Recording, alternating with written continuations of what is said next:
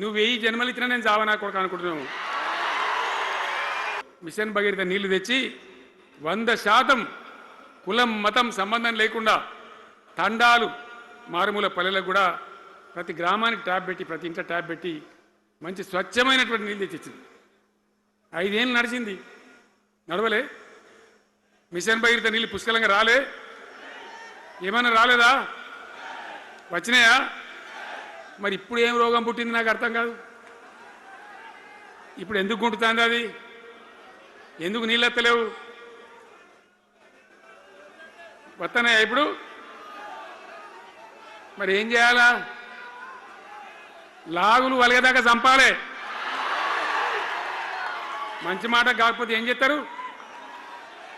మంచిగా కట్నే ఇల్లు పెట్టిపోయి కదా, 5 ఏళ్ళు నడిచింది కదా, మరి మీకేం బీమారీ వచ్చింది నాకు అర్థం కాదు.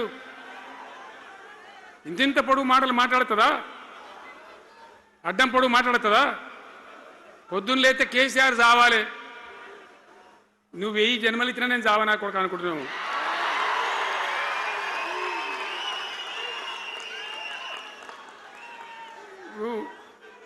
ఉట్టి మీద దాచిపెట్టిరు,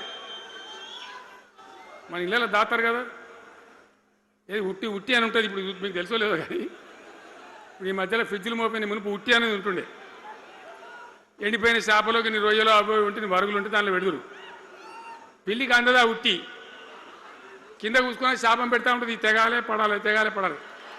పిల్లి శాపానికి ఉట్టి తెగుతుందా? మరి విధవలు కేసీఆర్ చావాలంటే కేసీఆర్ చస్తాడా?